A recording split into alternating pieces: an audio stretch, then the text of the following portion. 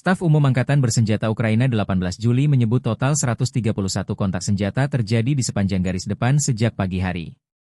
Pertempuran intens tercatat di arah Pokrovsky. Rusia melancarkan 48 kali serangan terhadap pasukan Ukraina di berbagai wilayah, termasuk Poltavka, Novotoretse, dan Pokrovska. 3 pertempuran di wilayah ini masih berlangsung. Di arah Limansk, 18 kontak senjata di arah Kramatorsk dan Torets, serangan bertubi-tubi Rusia dilaporkan berhasil ditahan. Arah utara Slobozhansk dan selatan Slobozhansk juga tidak luput dari gempuran Rusia. Di wilayah Vovchansk, Zeleny, dan Staritsia, Rusia menyerang posisi Ukraina 9 kali. 2 pertempuran di wilayah ini masih berlangsung. Sementara di arah Kupiansk dan Siversk, pasukan Ukraina menghentikan beberapa serangan ofensif Rusia.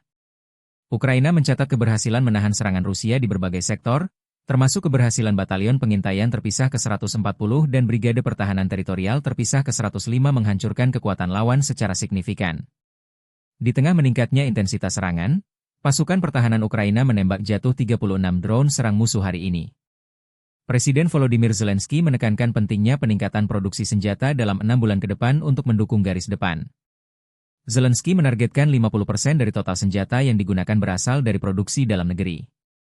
Di sisi lain, Rusia kini terpaksa menggunakan kapal-kapal kecil untuk melindungi instalasi mereka di Laut Hitam, menandakan meningkatnya tekanan dari pihak Ukraina. Demikian dilansir militer Ukraina.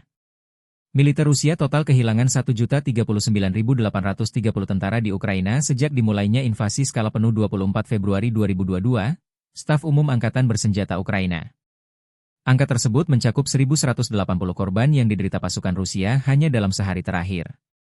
Pasukan Putin juga kehilangan 3 tank, 47 sistem artileri, 135 drone ditembak jatuh dan 111 kendaraan pengangkut personel dalam 24 jam terakhir.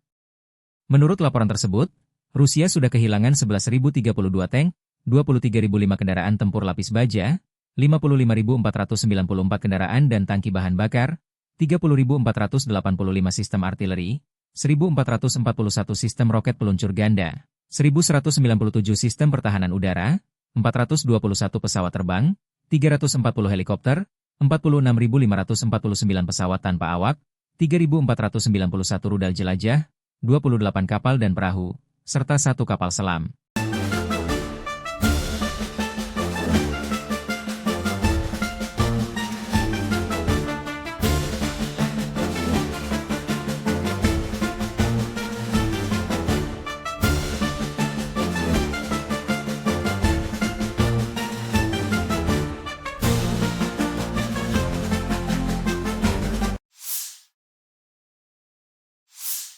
Dari kubu Rusia, penerbangan operasional taktis, kendaraan udara nirawak serang, pasukan rudal, dan artileri angkatan bersenjata Rusia menggempur bengkel perusahaan yang memproduksi drone serang FPV, lokasi penyimpanan dan kendali untuk kendaraan udara nirawak, tempat perlindungan pertahanan udara, fasilitas lapangan terbang, serta titik penempatan sementara formasi Ukraina di 133 distrik.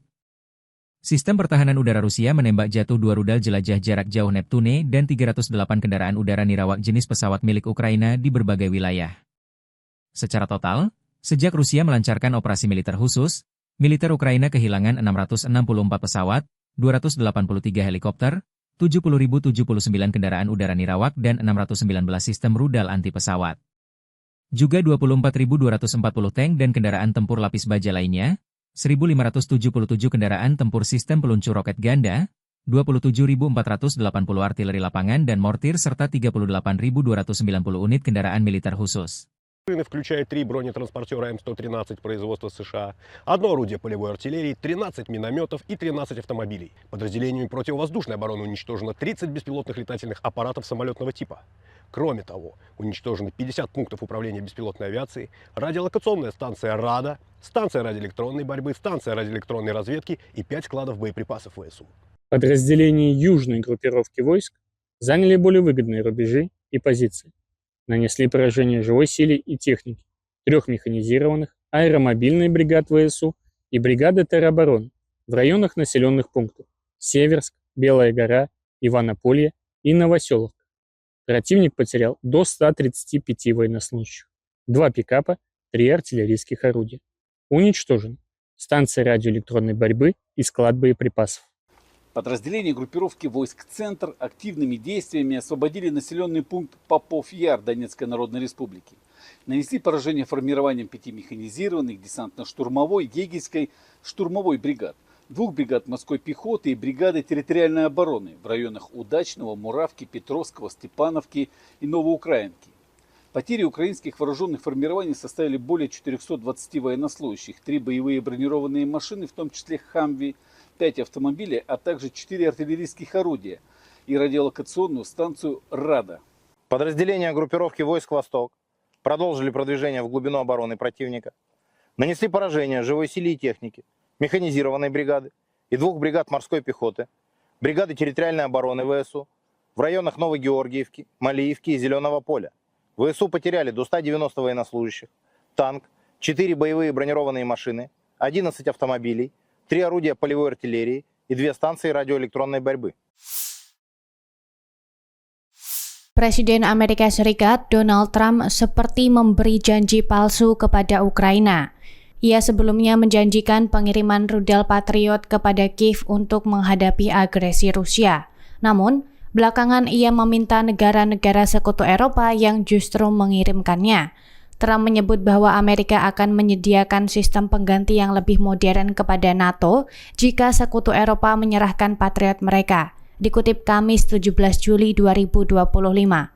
Ia juga menekankan bahwa Amerika Serikat akan terus memproduksi senjata mutakhir untuk mendukung aliansi tersebut. Sistem pertahanan Patriot dikenal efektif dalam mencegat rudal balistik Rusia. Namun, rencana Trump ini dianggap belum matang karena hanya berupa kerangka awal tanpa rincian teknis yang jelas. Sejumlah pejabat di Amerika Serikat dan Eropa mengungkap, dukungan konkret bagi Ukraina masih tergantung pada negosiasi antar negara donor. Sementara itu, para pemilik sistem Patriot dan negara donor Ukraina dijadwalkan menggelar pertemuan pada pekan depan untuk membahas strategi distribusi pertahanan udara ke Ukraina. Perang antara Rusia dan Ukraina memasuki hari ke-1240, ditandai dengan rentetan ledakan di 2 wilayah Ukraina. Kamis 17 Juli 2025, serangan terbaru menghantam pasar dan pusat perbelanjaan di Dobropilia, menewaskan 2 orang dan melukai puluhan lainnya. Pemerintah Ukraina menuding Rusia secara sengaja menargetkan kawasan sipil. Serangan menggunakan bom seberat 500 kg terjadi saat warga sedang berbelanja. Di sisi lain, ketegangan muncul antara Amerika Serikat dan Uni Eropa terkait pembagian bantuan senjata ke Ukraina. Presiden Amerika Serikat Donald Trump menyatakan akan mengirim tambahan senjata, namun meminta Eropa yang membiayainya. Pernyataan tersebut menuai protes dari Kepala Kebijakan Luar Negeri Uni Eropa, Kaja Kallas. Ia menilai bahwa jika Eropa yang membayar, maka bantuan tersebut bukanlah pemberian dari Amerika Serikat. Reuters melaporkan sejumlah negara pemilik sistem pertahanan Patriot akan bertemu dengan para donor Ukraina pekan depan. Tujuannya adalah untuk membahas bantuan senjata kepada Ukraina. Rusia kembali melancarkan gelombang serangan udara ke Ukraina pada Selasa hingga Rabu 16 Juli 2025 dini hari. Sedikitnya 400 drone dan 1 rudal digunakan untuk menyerang sejumlah kota, termasuk kampung halaman Presiden Zelensky. Serangan ini disebut sebagai yang terbesar pekan ini dan menyebabkan kerusakan serius. Sebagian wilayah bahkan mengalami pemadaman listrik dan air. Angkatan Udara Ukraina melaporkan bahwa 345 drone berhasil dicegat. Namun, 15 orang terluka akibat serangan yang menyasar infrastruktur energi. Wali kota Kharkiv mengatakan kota tersebut diserang 16 kali hanya dalam waktu 14 menit. Operasi penyelamatan masih berlangsung di sejumlah lokasi terdampak. Serangan ini terjadi di tengah ketegangan antara Amerika Serikat dan Rusia. Kini Presiden Amerika Serikat Donald Trump baru saja mengumumkan bantuan sistem rudal Patriot ke Ukraina melalui NATO.